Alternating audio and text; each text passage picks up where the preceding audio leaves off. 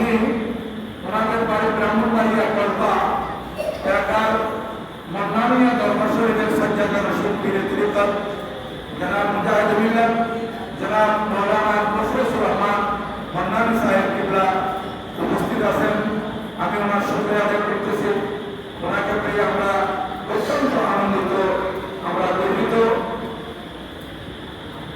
এবং আমার সামনে বড় ভক্তি মহাব্বত আন্তরিকতা এবং ইখলাস নিয়ে এই মাহফিলে তশরিফ ফরমা আমার পিতৃতুল্য গুরুগণ, সমবয়সী যুবক ভাইয়েরা, অত্যন্ত স্নেহের ছোট ছোট মাসুম শিশুরা, বিশেষ করে পর্দার আড়ালে ওয়াজ নসিহত শ্রবণ করার লক্ষ্যে উঁচু কারণ করে অপেক্ষমান পর্দানশীল মা ও বোনেরা এবং যদি লাইভ চলে থাকে লাইভে যুক্ত হওয়া কাছের দূরের দেশের প্রবাসে সম্মানিত দর্শক শ্রোতা, আমি আপনাদের প্রতি আবারও মাসুম সালাম পেশ করছি। আসসালামু আলাইকুম ওয়া রাহমাতুল্লাহি ওয়া বারাকাতুহু।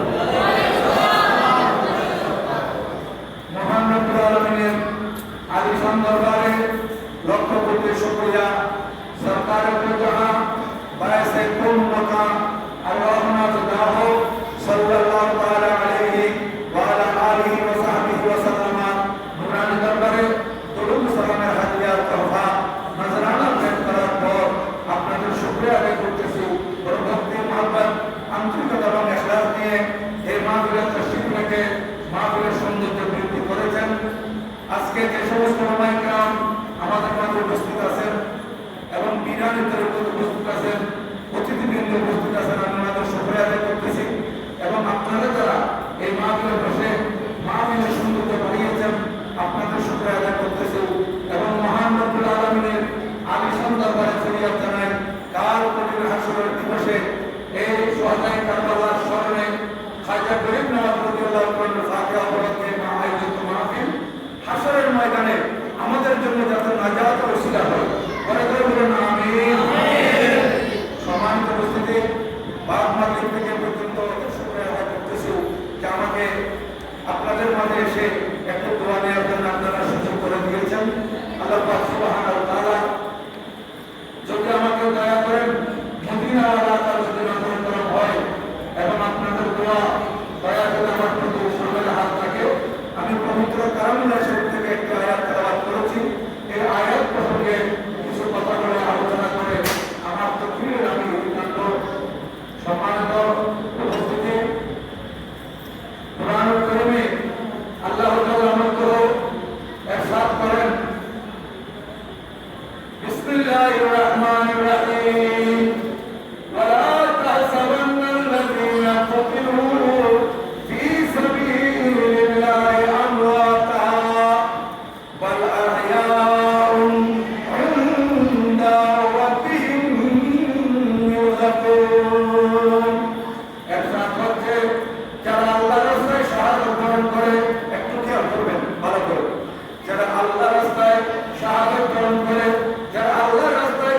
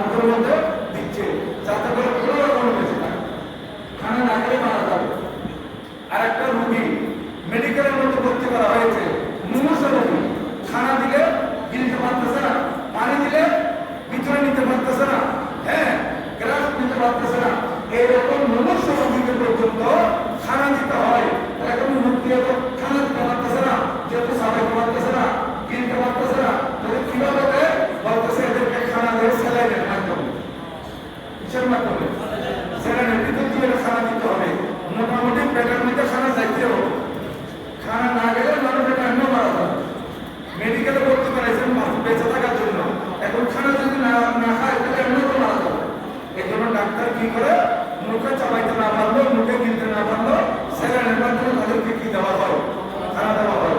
তাদের শরীর প্রথম মারা গেছে, যেখানে মুমূর্ষু রোগী একটা স্যালাইনের মাধ্যমে খানা দেওয়া হচ্ছে, তোর শরীর তো মারা গেছে, এদেরকে আমরা কিভাবে খানা দেবো? আমার আল্লাহ বলেন তোমাদেরকে দিতে হবে না। তোমরা কেন খানার টেনশন করতেছো? তোমরা কেন শহীদদের খানার ব্যাপারে চিন্তা করতেছো? তারা তাদের প্রতিপালকের পক্ষ থেকে জীবিকা করাচ্ছে।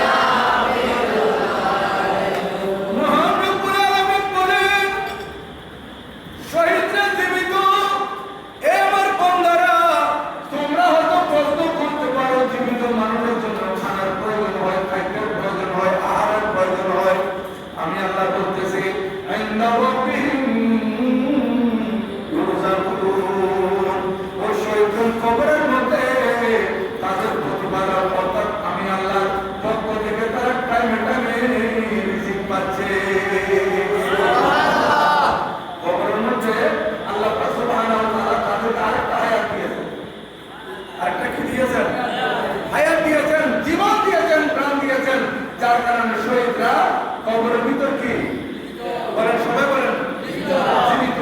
আজকে আমাদের দেশে ওয়াহাবি, মওদুদি, সলফি, মাতৃকার আছে, আর হাদিসরা আছে, খবিস, এরা বলে যে নবী মরের মাটির সাথে মিশে গেছে।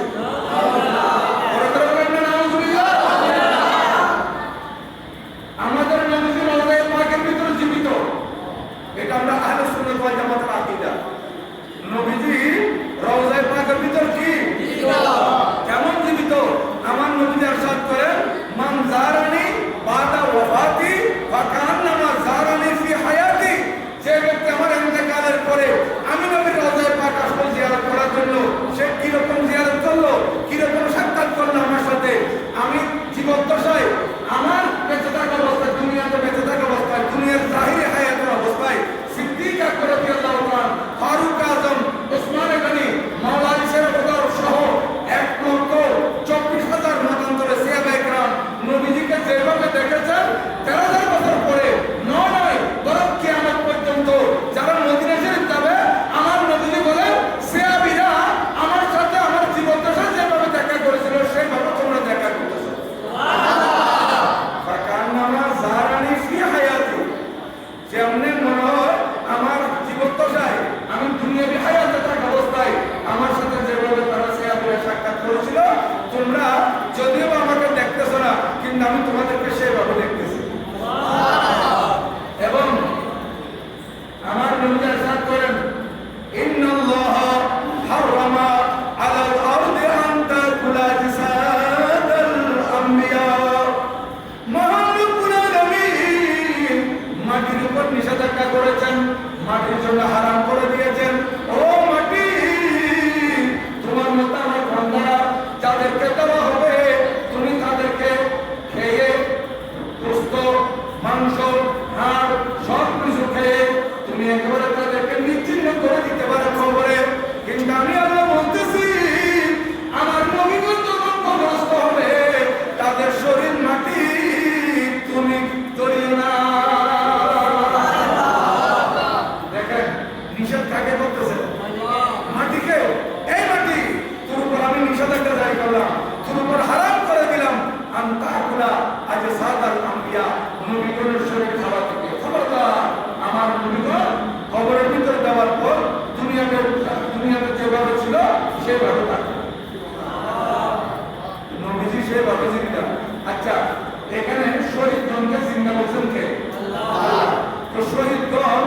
আমরা যদি সিরিয়ালের মধ্যে যাই, আল্লাহ তাআলার নিয়ামত প্রাপ্ত বান্দাদের মধ্যে শহীদরা হচ্ছে 3 নম্বরে।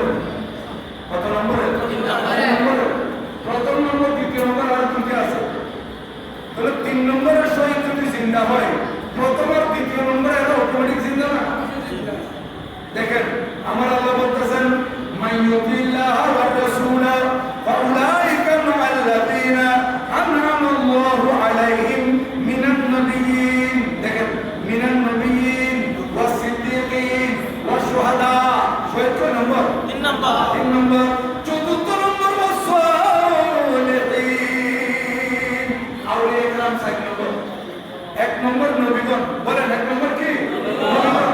2 নম্বর সিদ্দীকিনগণ। তারা সিদ্দীকিন। তারপরে 3 নম্বর হচ্ছে শহীদগণ। 4 নম্বর হচ্ছে সালিহিন ওলিগণ। এই 4 প্রকারের বান্দা যাদেরকে আল্লাহ পাক নিয়ামত দান করেছেন। কি দান করেছেন? এরা আল্লাহ তাআলার পক্ষ থেকে নিয়ামত প্রাপ্ত। তাহলে নিয়ামত প্রাপ্ত বান্দাদের সিরিয়ালে 1 নম্বর নবীগণ, 2 নম্বর সিদ্দীকগণ, 3 নম্বর শহীদগণ, 4 নম্বর সালিহিন ওলিগণ। তার 3 নম্বর শহীদকে আমার আল্লাহ বলতেছেন জিন্দা। তো 3 নম্বর শহীদ যদি জিন্দা থাকে, 2 নম্বর একটা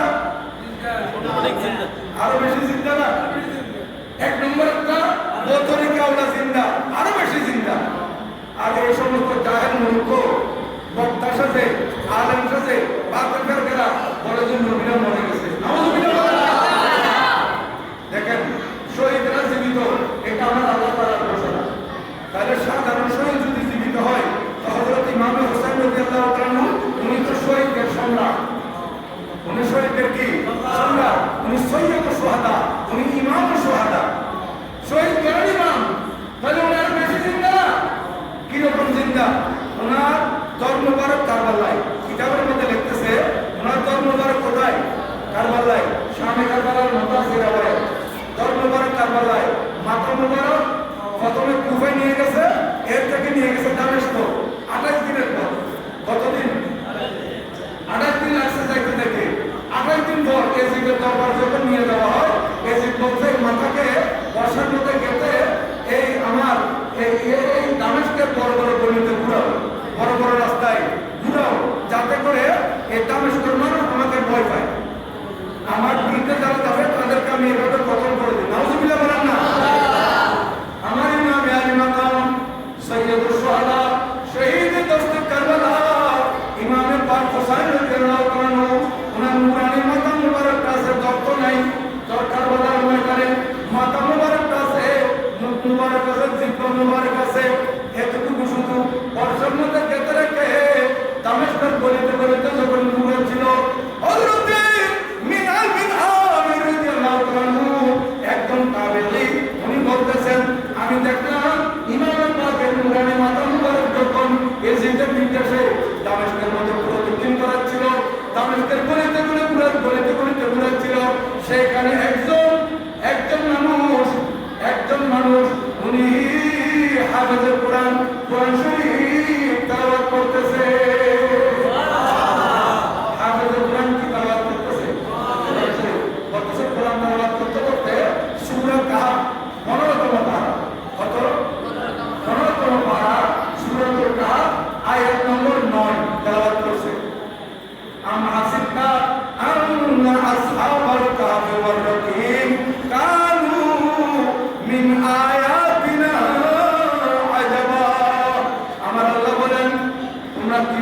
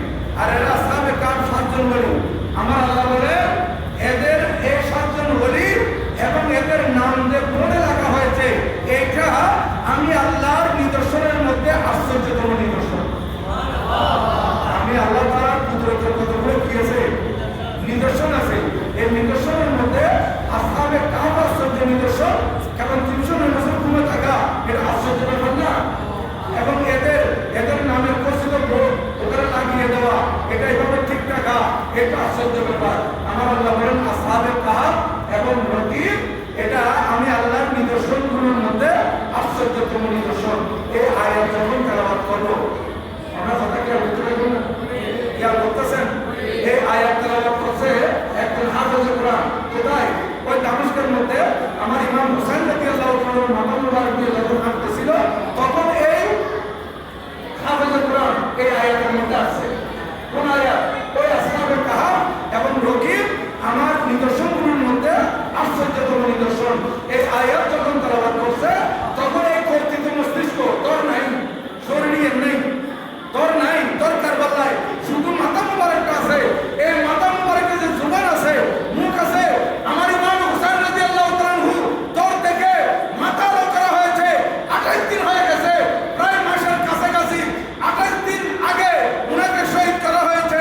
28 দিন পর দামেস্কের মধ্যে যখন পুরানো হচ্ছিল আমার ইমামের বাপ এই কর্তৃত্ব মস্তিষ্ক শহীদ কিভাবে জিন্দা দেখেন এই মাথা মুবারকের জুবান থেকে আওয়াজ বার হচ্ছে ইয়া তালিয়াল কোরআন আজাবু মিন আসহাবিল কাহফে কতলি ওয়া হামলি।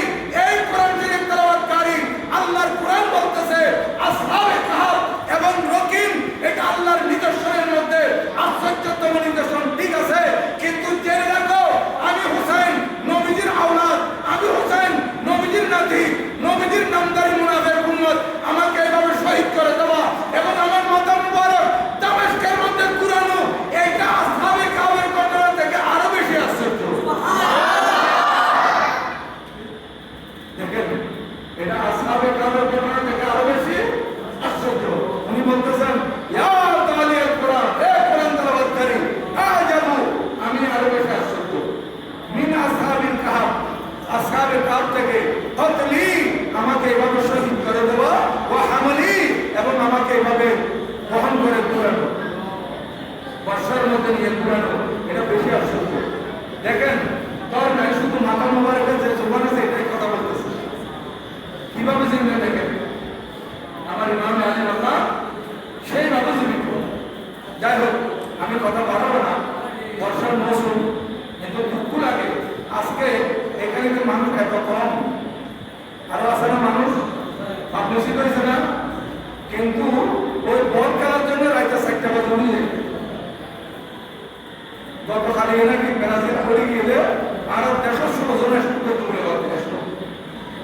একটু করি আর জন 5 টাকা নিয়ে ব্রাজিল নিয়ে রাস্তা রাস্তায় সুখ মিছিল করে আর জিতিলে আনন্দ মিছিল করে রাস্তায় তো 4টা বাজে 5টা বাজে রোজ আমি নামাজ কান্না করে মুসলমানের পর ফজরের নামাজটা পড়তেছে না। আরো বেশি দুঃখ লাগে, আমি আজকে গাড়ি করার হুজুর বলছি যে আমার একজন ড্রাইভার ও 12 বছর চকরিয়া, ও এখন নিজে গাড়ি কিনছে, আল্লাহর রহমতে গাড়ি চালায়। ও বলতেছে হুজুর আমি বাড়িতে গেলাম চকরিয়ায়, আশ্চর্য হয়ে গেলাম রোজার সময় ওই ফেরি ওদের মাইকে ডাকে না, আর তো ফয় করে হ্যাঁ সেহের সময় আপনারা অভিযান যেভাবে রমজান শরীফে মানুষদেরকে ঘুম থেকে ডাকা হয় সেভাবে বিশ্বকাপ খেলা দেখার জন্য বড় মানুষদেরকে ডাকতেছে মাইকে।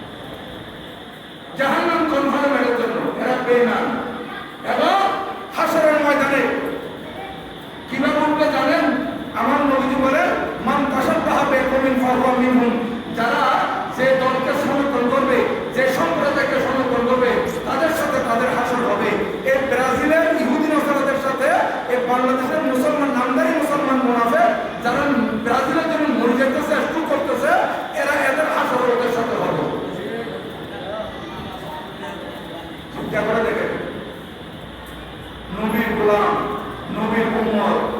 নবীর উম্মত হয়ে নবীর আদর্শ ভালো লাগতেছে না, ব্রাজিলের আদর্শ ভালো লাগতেছে। আর ব্রাজিলের এরা কিভাবে কাপড় পরতেছে, জার্সি জার্সি। আমাদের এখানে কতগুলো ওয়াহাবি নদী মাথা আছে না, এরা বড় বড় মাহফিল না করে এরা গরিবের মেয়ে বিয়ে করে না। দেখেন ওই সুন্নিরা মাহফিল না করার জন্য, গরিবের মেয়ে বিয়ে এতিমকে সাহায্য করার জন্য এ পর্যন্ত কত কত কোটি টাকার জার্সি বেচা গেছে। বাংলাদেশে কোটি কোটি টাকার কি বেচা গেছে, জার্সি। তো কোনো এই যে ওয়াহাবি নদী আল্লাহ হাদিসে কথা হই না যে জার্সি লোক কিনে নিয়ে গরিবগুলো দেখেন হই না, অন্য কত ওই মাহফিল করে নিতে পারো। মাহফিল না করে ওই টাকাগুলো গরিবকে দাও, কিন্তু ব্রাজিলের জন্য জার্সি কিনে পয়সা করে দিয়ে না খবরদার। এরকম এরা কিরকম চিন্তা করে থাকে। আজকে এই মাহফিল যেটা করতে হবে, গরিবের সাহায্য পরীক্ষা করতে হবে, কিন্তু মাহফিল আমাদেরকে চালিয়ে যেতে হবে। মাহফিলের মাধ্যমে অনেক কিছু শিখতে পারে মানুষ, মশলা মশাই শিখতেছে, হ্যাঁ, নবী প্রেমের শিক্ষা পাচ্ছে, বাতের ফেরাটা থেকে বাঁচার একটা উপায় হচ্ছে শূন্য আনন্দের মাধ্যমে। কিন্তু আজকে আমাদের দেশে কিরকম বাঙালিরা বেশি আবেগী। কিন্তু আমরা যে গতবার বিশ্বকাপের সময় আমি ইন্ডিয়াতে গেছিলাম, ইন্ডিয়ার মধ্যে কোনো পতাকা নেই। আর আর সঙ্গে ব্রাজিলের পতাকা, আর্জেন্টিনার পতাকা, সে দলের সমর্থন করে এই দলের পতাকা নিজের ঘরের মধ্যে লাগেনি। আর হঠাৎ করে আর্জেন্টিনার পতাকা দিয়ে গোড়া দল বানিয়ে দিই।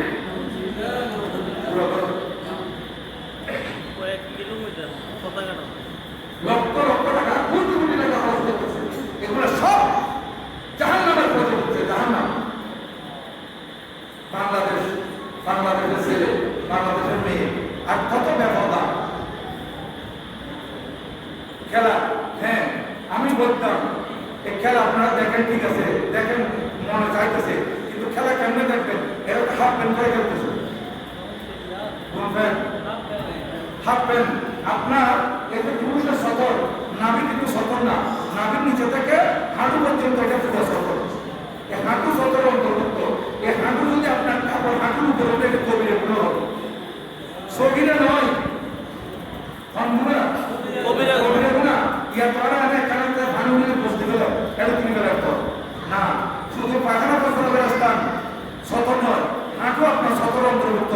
এই জন্য কোনো প্রাপ্তবয়স্ক ছেলে, 12 বছর 13 বছর ছেলে, এদেরকে আপনার হাফ প্যান্ট করতে দিবেন না। পরিবারে মা বাবারা গুণাগার হবেন। আপনার ছেলে বালক হয়ে গেছে, প্রাপ্তবয়স্ক হয়ে গেছে, সে যদি হাফ প্যান্ট করে আপনারও দায়ী হবে। হাফ প্যান্ট করলে বাকি যে অঙ্গটা দেখা যাচ্ছে এটা সতর দেখা যাচ্ছে, কবিরে গুণা মনে রাখবেন। হ্যাঁ, ত্রিকোয়াড়া বলতে পারবেন, ত্রিকোয়াড়া কতগুলো আছে না? ওই হাঁটু নিচে আসবে, ত্রিকোয়াড়া মানে হাঁটু সহ হাঁটু ঘুরে যায়, আবার হাঁটু ঘুরলে আরো নিচে আসছে, এটা বলতে পারবো, এটা আমি বাধা দিচ্ছি না। হ্যাঁ, কিন্তু হাফ প্যান্ট করা প্রাপ্তবয়স্ক ছেলে, 12, 13, 14 বছর ছেলে হাফ প্যান্ট করা এটা গুণা, মারাত্মক গুণা। এটার জন্য মা বাপ যারা পরিবারের কর্তা আছে এরা আল্লাহ তাআলার দায়ী হতে হবে, সাবধান, এগুলা কি আর রাখবেন।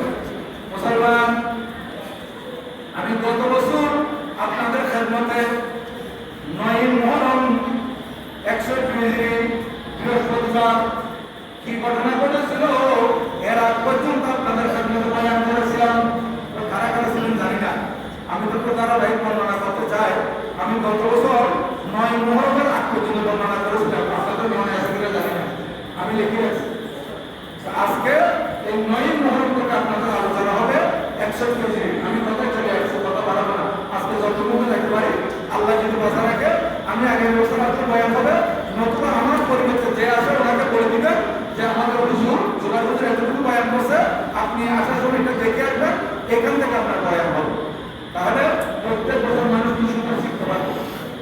আমি অনেক জায়গায় যাইতে একটানা 12-14 বছর গেছি, 12-14 বছর একটানা একবার। যেমন মনে করেন লালবাগ গ্রামের মধ্যে, ওখানে আমি নিয়মিত আছি। মতামিকরা সাধারণ দরকার বিশাল মাহফিল আপনার কাছে পড়া ওখানে অনেক লোকের সমাগম, ওখানে তারা লাইভ বর্ণনা করতে করতে আবার শুরু থেকে বর্ণনা করতেছে বিভিন্ন জায়গায়। উত্তর সপ্তাহ রোজান সাহেব বাড়ির মসজিদে ওখানে তারা বাইরে পায়, শেষ হলে তার ভাষা শুরু থেকে বর্ণনা করে। এই জন্য তারা বাইরে আলোচনা করলে মানুষ অনেক কিছু শিখতে পারে। এর কারবার করবে না শুধুমাত্র ময়দানের কিছু শুনে আগেও কিছু বুঝে না, পরেও কিছু বুঝে না, একদিন মাহফিল কি ভাবো 9 মহরম 61 কেজি বৃহস্পতিবার কিবার বৃহস্পতিবার ময়দানে কারবালা 2 দিন হয়ে গেছে আওলাদ রাসূল পানি বন্ধ করতে পারতেছে না, পানি বন্ধ, খানা বন্ধ, খানা নাই পানি নাই, কিন্তু ইবাদত বন্ধ নেই। কি বন্ধ নেই বলে? ইবাদত বন্ধ নেই। আরে ভাই আওলাদ রাসূল 8 তারিখ থেকে পানি বন্ধ তাদের জন্য, 8 তারিখ পর্যন্ত 9 তারিখ শুরু হয়ে গেছে, তৃতীয় দিন পানি বন্ধ। বলতেছে আমর বিন সাদ আমাদের প্রধান সূর্যের প্রধান আমর বিন সাদ, সে বলতেছে আমাদের যিনি কুফার গভর্নর উনি আমাকে করার নির্দেশ দিয়েছেন এই কারবালার আহলে বাইত রাসূল যারা আছে, ওনাদের সঙ্গী সাথী যারা আছে, এদেরকে যাতে একদম পানি পান করার সুযোগ দেওয়া না হয় বলে আমার কাছে চিঠি রেখে দিয়েছে। ও আমার মিসার, এই ফুরাত নদীর মধ্যে জোয়ার আসবে, ফুরাত নদীর পানি যে কেউ পান করতে পারবে। এই ফুরাত নদীর পানি কুকুর সিরিয়াল পর্যন্ত পান করতে পারবে, রবগুলা পর্যন্ত পান করতে পারবে, উড়ন্ত পাখিরা পান করতে পারবে, যে কোনো মানুষ ফুরাত নদীর পানি পান করতে পারবে। তাদের জন্য বন্ধ, একমাত্র ফুরাত নদীর পানি বন্ধ নদী আওলাদের জন্য। যে নদী হাউজে কৌসারের পানি পান করাবেন, ইমান করাবেন, হাউজে কৌসারের পানি সাকিয়ে কৌসার, যে নদী সাকিয়ে কৌসার, কৌসার পান করানে वाला নবীর নামের জন্য আজকে পানি বন্ধ। চিন্তা করবেন মুসলমান, হাউজে কৌসারের পানি বন্ধ।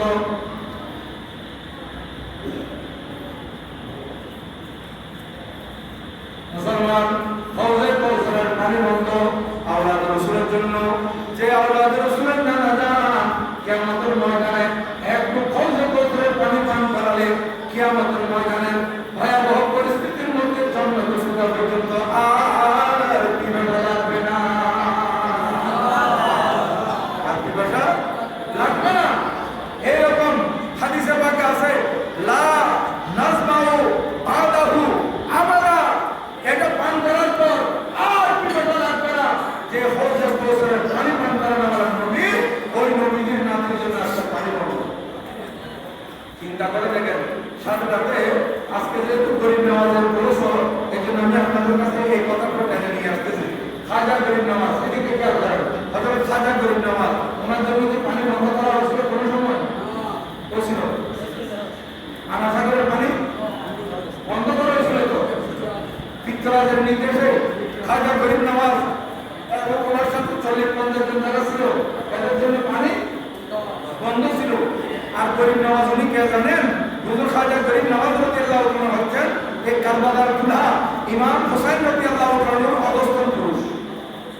নিম্নের প্রায় 11 বছর পরে, 11 জন পরে গরিব নামাজ হচ্ছে ইমাম হোসেন রাদিয়াল্লাহু তাআলার পরে হযরত ইমাম জয়নুল আবেদিন রাদিয়াল্লাহু তাআলা, ওনার পরে হযরত ইমাম বাকের, ওনার পরে হযরত সৈয়দনা ইমাম জাফর সাদেক, এভাবে নিচের দিকে আস্তে আস্তে 12 পুরুষ পরে আমার গরিব নামাজ। কথা খুব বুঝে নেবেন, আমি বুঝাইতে চাইতেছি। কত পরে এই গরিব নামাজ রাদিয়াল্লাহু তাআলা যখন পানি বন্ধ করে দেওয়া হয়, তখন গরিব নামাজ খাদেমকে ডাকলেন। খাদেম, ওনার নাম হচ্ছে ফখরুদ্দিন কুরদেশী। এই খাদেম ফখরুদ্দিন কুরদেশী তো এই বদনা, ওদের তো বদনা নয়, আমরা বুঝাবে লাগবে। কুরদেশীর হাতে বদনা তুলে দিলেন, এই ফখরুদ্দিন কুরদেশী ধরো। অথচ আমরা কি করতাম, হুজুর ওখানে কেমনে যাবো, এতগুলো পুলিশ আমাদেরকে দেখা মাত্র গুলি করে দেবে, বইও যাবো না। কিন্তু খাদেম ফখরুদ্দিন কুরদেশী নিজের পীরের প্রতি কত বেশি ভক্তি, চিন্তা করে দেখেন, পীরের প্রতি কত বেশি শ্রদ্ধা। পীরে বললেন খাজা গরিব নওয়াজ পীর, উনি বললেন এই কুরদেশী যাও, এই বদনাটা নিয়ে যাও এবং আনা সাগরের মধ্যে দোকানের সময় বলবা আই আনা তুঝে খাজা নেই হা বুলায়া, আই আনা তুঝে খাজা নেই হা বুলায়া হে, ও আনা তোকে গরিব নওয়াজ এখানে ডাকছে, এই কথা বলবে। এই কথা বলবে, তখন ফখরুদ্দিন মুরতাজি বলতেছে যদি আমার চতুর্দিকে পুলিশের বেষ্টনী, হ্যাঁ, তারপরও আমার পীর মুর্শিদ যখন বলছেন আমাকে পানি নেওয়ার জন্য আনার জন্য, তাহলে নিশ্চয় কোনো একটা উসিলা হয়ে যাবে, কোনো একটা উসিলা হয়ে যাবে। এটা পীরের প্রতিপত্তি, পীরের প্রতি, পীরের কথার উপরে একটু শ্রদ্ধাশীল হতে হবে। খাদেম ফখরুদ্দিন মুরতাজি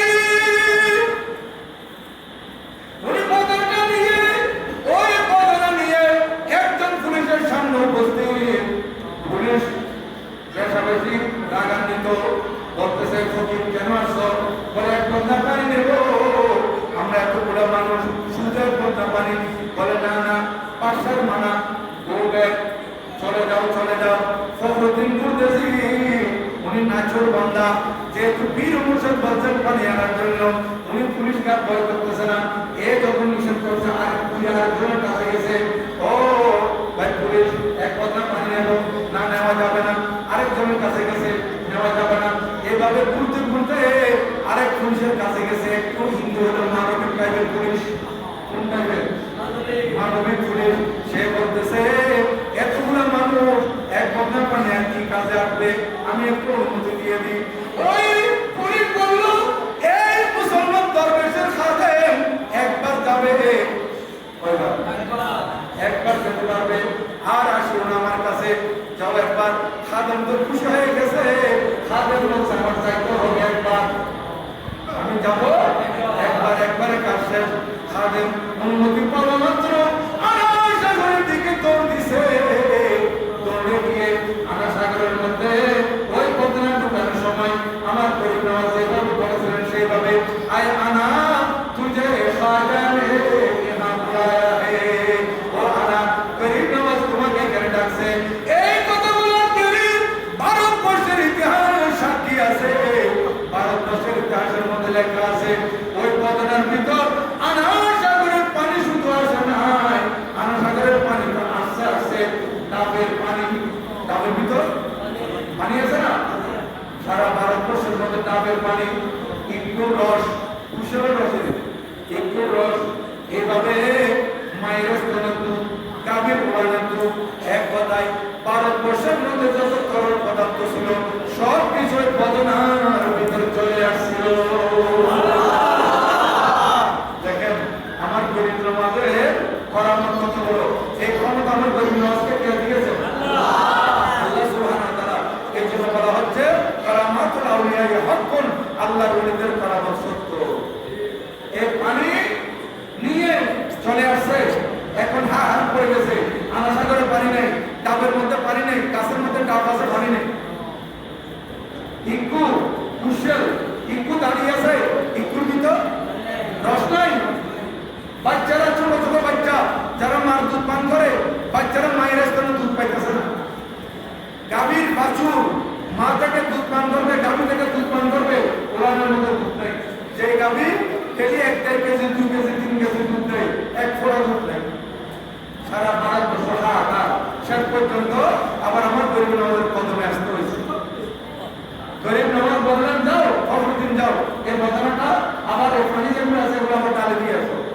আনাসাগরের মধ্যে যখন ডালে দিচ্ছে, আনাসাগর পরিপূর্ণ হয়ে গেছে, ডাবে ডাবে রস আসে গেছে, ইকুর মধ্যে ডাবে ডাবে পানি এসে গেছে, ইকুর মধ্যে রস আসে গেছে, মায়ের স্তনে দুধ আসে গেছে, গাভীর উনানের দুধ আসে গেছে। আমার গরিব নওয়াজের হচ্ছে ওই কারবালার দুলহা হযরত শাহ কারবালা ইমাম হোসেন রাদিয়াল্লাহু তাআলার 11 পুরুষ পড়ে। ওনার টাকা যদি আনাসাগরে পানি চলে আসতে পারে, তাহলে আমার ইমাম হোসেন রাদিয়াল্লাহু তাআলা যদি সেই দিন বলতেন ও ফুরাত নদী তুই আমার কদমে চলে আয়, বিশ্বাস হয়? বিশ্বাস হয়? আসতো? আরে না, ফুরাত নদী বাঁধতেন এখানে, এই যে মসজিদ আল সালাম দারুল মসজিদ, এখানে যদি আপনি নিচের দিকে নলকূপ করেন, পানি উঠবে না? তাহলে এখানে নিচে কি আছে? পানি আছে। তো ফুরাত নদীর পানি না বন্ধ। আমার সুলতানে কারবালা হোসেন রাদিয়াল্লাহু তাআলার কদমের নিচে তো পানি ছিল, জমিনের নিচে কি ছিল? পানি ছিল। যেখানে হযরত সাইয়েদনা ইসমাঈল আলাইহিস সালাম ছোট্ট বাচ্চা পানির জন্য কাঁদতেছিলেন, হযরত ইসমাঈল আলাইহিস সালামের কদমের আঘাতে জমজম জমজমের পানি সারা পৃথিবীতে নিয়ে যাচ্ছে, এটা কার কদমের আঘাত? হযরতে ঈসা আলাইহিস সালাম ওনার কদমের আঘাত। আর হযরতে মরিয়ম আলাইহিস সালাম যখন ঈসা আলাইহিস সালাম দুনিয়াতে আসলেন, মরিয়ম আলাইহিস সালাম বললেন, আল্লাহ আমার বাচ্চা পাইছি, কিন্তু এখন আমার পেটে খিদা, আমার গলায় পিপাসা, এখন আমার কাছে খানা লাগবে, আমার কাছে পানি লাগবে। আমার আল্লাহ বলেন, মরিয়ম, যে আল্লাহ তোমাকে স্বামী ছাড়া ছেড়ে দিতে পারে, সেই আল্লাহ তোমাকে যেখানে খানা নাই খানার ব্যবস্থা করতে পারে। আল্লাহ পাক সর্বশক্তিমান, সে আল্লাহ তোমার খানার ব্যবস্থা করতে পারে, পানির ব্যবস্থা করতে পারে। আমার আল্লাহ পাঠিয়ে দিলেন জিবরিল আলাইহিস সালামকে, জিবরিল আমার মরিয়ম যেখানে বসে, মরিয়মের পায়ের পাশে তোমার পাকা দিয়ে একটা আঘাত করো। জিবরিল আলাইহিস সালাম নুরানি পাকা দিয়ে কি করবে? আঘাত করবে। আমার আল্লাহ নিতে আঘাত করা মাত্র আমার আল্লাহ আওয়াজ করলেন, হে মরিয়ম, এবার দেখো তোমার পায়ের নিচে থেকে ঝর্ণা ধারা উঠতেছে। এটা আল্লাহ কোরআন 24 নম্বর আয়াত, সূরা মরিয়ম 16তম পারা। قد جعل ربك تحتك سريا, ও মরিয়ম তোমার নিচে থেকে আল্লাহ সুবহানাহু ওয়া তাআলা ঝর্ণা ধারা চালু করে দিয়েছে। মরিয়ম তুমি পানি পান করে আল্লাহ কোরআন, তাহলে মরিয়ম আলাইহিস সালামের জন্য আল্লাহ পাক ওনার পায়ের নিচে থেকে যদি পানি বের করে দিতে পারেন, তো ইমাম হোসেন রাদিয়াল্লাহু তাআলা যিনি নবীজির আওলাদ, যিনি নবীজির এত প্রিয়, একদিন গানের মধ্যে রাখা আমার ইমাম হোসেন রাদিয়াল্লাহু তাআলাকে ফুলের মধ্যে রাখা আমার নবীজি চুমু খাচ্ছেন এবং বলতেন, এরা এই দুইজন আমার ফুল, এই দুইজন আমার কি ফুল, হুমা রায়হানায়ে মিনাদ দুনিয়া, এই দুইজন দুনিয়াতে আমার ফুল। এদেরকে নিয়ে আদর করতেছেন এবং বলতেছেন, আল্লাহুম্মা, তিরমিজি শরীফের হাদিস, আল্লাহুম্মা ইন্নী উহিব্বুহুমা ফাআহিব্বুহুমা, আল্লাহ আমি আমার এই দুই নাতিকে ভালোবাসি, আল্লাহ আপনিও ভালোবাসেন। আমার এই দুই নাতিকে আমি ভালোবাসি, আপনিও কি করেন? ভালোবাসেন। সেই সময় আমার নবীজিকে আল্লাহ পাক যে একটা নবুয়তের রাডা দিয়েছেন, আজকে বিজ্ঞান যত উন্নতি লাভ করতেছে, আল্লাহর ওলির কারামত, আল্লাহর নবীর মুআজিজা, আল্লাহর কুদরত বুঝাটা আমাদের জন্য সহজ হয়ে যাচ্ছে। দেখেন আমার নবীজিকে আল্লাহ পাক নবুয়তের যে রাডার স্যাটেলাইট দিয়েছেন, এটা তো সেদিন দেখেছিলেন 1000 বছর পরে আল-হারাম জামে মসজিদে কারবালার মাহফিল হবে। সুবহানাল্লাহ বলেন, সবাই বলেন সুবহানাল্লাহ, আরো বলেন সুবহানাল্লাহ। আমার নবীজি সেদিন দেখেছিলেন 1000 বছর পরে আল-হারাম জামে মসজিদে কারবালার মাহফিল হবে। মাদাম বিবিরা শাহজাহান রহমাতুল্লাহ আলাইহি ময়দানে কারবালার মাহফিল হবে। জমিতুল বালার মসজিদে 10 দিন ব্যাপী কারবালার মাহফিল হবে। দেশের বিভিন্ন জায়গায় 10 দিন ব্যাপী, 5 দিন ব্যাপী, 3 দিন ব্যাপী, 2 দিন ব্যাপী, 1 দিন ব্যাপী কারবালার মাহফিল হবে। সেইখানে আশিকা রাসূলরা, আশিকা হুসাইনরা মাহফিলে বসে কারবালার ঘটনা শুনে চোখের পানি ফেলবে। আমার নবীজি সেদিন দেখেছিলেন, কারণ সেই জায়গার নকশা দেখানো হয়েছিল। আমি আপনাদেরকে বুঝাই, এই যে মসজিদ, এই মসজিদ মনে করেন এটা যিনি করে দিয়েছেন, আমি ওনাদেরকে মোবারকবাদ দিচ্ছি। হ্যাঁ, আল-সালাম গ্রুপ না, এশিয়া গ্রুপ, এশিয়া গ্রুপ, হ্যাঁ, এশিয়া গ্রুপের পক্ষ থেকে এই মসজিদটা করে দেওয়া হয়েছে। তাইলে মনে করেন এটা যদি 5 তলা হইতো, কয় তলা? এক্সাম্পল উদাহরণস্বরূপ বলতেছি, এই মসজিদ যদি 5 তলা হইতো, মসজিদ আগে যেরকম ছিল এটা শহীদ করে 5 তলা করার আগে আর্কিটেক্ট ইঞ্জিনিয়ার থেকে একটা নকশা নেয় না? বলেন, একটা নকশা নেয়। তো নকশাটা আইনা কি করে ব্যানারের মধ্যে সুন্দর করে ছাপাইয়া বসাই দেয় যে আমাদের মসজিদ আল-সালাম মসজিদ 5 তলা এরকম হবে, ঠিক না? ধরুন মনে করেন আমাদের বিশ্বাস যারা মাওলানা মুসলিম রহমান মানানি সাহেব কোনো কারণে এখানে আসছেন, এই নকশাটা দেখে গেছেন, নকশাটা দেখে গেছেন। 5 বছর পর 5 তলা মসজিদে গেছে। এখন হুজুরকে খবর দেওয়া হলো, হুজুর আপনি যে মসজিদ, আমাদের মসজিদ হওয়ার কথা ছিল ওটা তো হয়ে গেছে। তখন উনি কি বলবেন, মসজিদ কিরকম হবে আমি জানি, কারণ আমি আগে নকশা দেখে গেছি, আমি আগে নকশা দেখেছি, ওই রকম হয়েছে, আর কি এর ব্যতিক্রম তার হবে না। তাইলে বুঝেন মসজিদ হওয়ার আগে কি হয়েছে? নকশা, প্রাণ হয়েছে, নকশা হয়েছে। এই মাহফিল হবে এর একটা নকশা। আমরা কারা কারা বসবো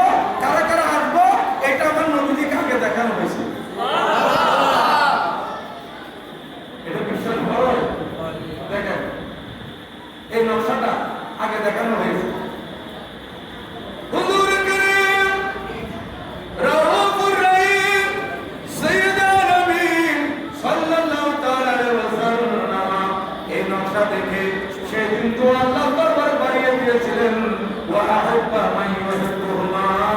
আল্লাহ আমার কিয়ামত পর্যন্ত যত উম্মত আপনার এই হোসাইনের মহব্বতে কাঁদবে, হোসাইনের মহব্বতে পড়বে, হোসাইনের মহব্বতে মাহফিল করবে, আল্লাহ তাদেরকে তুমি ভালোবাসো। চিন্তা করে দেখেন, আজ থেকে ১৩,০০০ বছর আগে আমার নবীজি আমাদের জন্য দোয়া করে গেছেন আল্লাহর ভালোবাসা পাওয়ার জন্য। তো নবীজির দোয়া কবুল হবে না ফেরত হবে? বলেন সবাই, কবুল না? আমার নবীজির দোয়া কি কোনো সময় ফেরত হবে না? কবুল কি দেরিতে না সাথে রাতে? সাথে সাথে কবুল। তবে সেদিন নবীজি আমাদের জন্য দোয়া করে গেছেন। আজকে যারা বসছেন আপনার কত বড় বর্তমান জানে আওলাদ রাসূলের মহব্বতে বসছেন। আল্লাহ যদি আমাদেরকে ভালোবেসে ফেলে নবীজির দোয়ার কারণে, তাহলে আমাদের জন্য জান্নাত ওয়াজিব হয়ে গেছে। আর জাহান্নামে যাওয়া যাবে না। আল্লাহ পাক আর জাহান্নামে দিবেন না।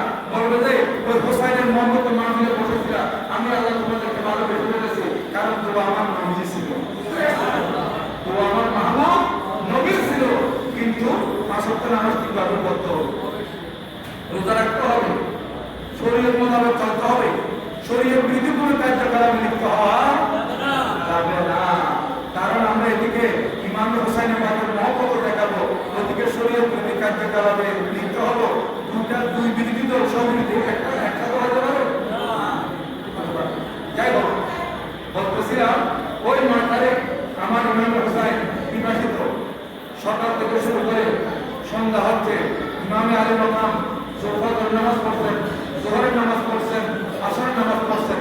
আসরের নামাজ পড়ে আমার ইমাম হোসেন রাদিয়াল্লাহু আনহু ওনার যে একটা তরবারি ছিল, তরবারি একটা খাপের ভিতর ছিল। এই খাপের একটা কাঠ আছে সুন্দর, এটার মধ্যে এইভাবে কপালে টেস্ট লাগিয়ে বসা অবস্থায় আমার ইমাম হোসেন রাদিয়াল্লাহু আনহু একটু রেস্ট করতেছিলেন আসরের নামাজের পরে। কারণ খান নাই পারি নাই, এভাবে আমরা অনেক সময় দুর্বল লাগলে ঘুমাইতে না পারলে ঘুম হয় নাই, কিন্তু অফিসের মধ্যে বসে চেয়ারে বসে টেবিলের উপর হাত রেখে ঘুমায় না। এই সময় ৯ তারিখ বিকালবেলা আসরের নামাজের পর ইয়াজিদরা যুদ্ধের বাজনা বাজিয়ে দিল, যুদ্ধের বাজনা যুদ্ধের তামামা বাজিয়ে দিল। ইমাম হুসাইন রাদিয়াল্লাহু আনহু যুদ্ধের বাজনা যখন বাজিয়ে দিছে, তখন এই যুদ্ধের বাজনা বাজিয়ে দেওয়ার সাথে সাথে ইয়াজিদরা যখন ইমাম হুসাইন রাদিয়াল্লাহু আনহু তার দিকে আসতেছিল, হযরত সাইয়্যিদা যায়েনব বিনতে ফাতেমা রাদিয়াল্লাহু আনহা উনি ভাইজানের কাছে আসলেন, ও ভাইজান আপনি দেখেন, আপনি তরবারির কাঁধের মধ্যে কপালকে গিয়ে কপাল দিয়ে আরাম করতেছেন, আর এরা তো যুদ্ধের জন্য প্রস্তুত, এরা তো যুদ্ধের জন্য চলে আসতেছে। এরা যখন যুদ্ধের জন্য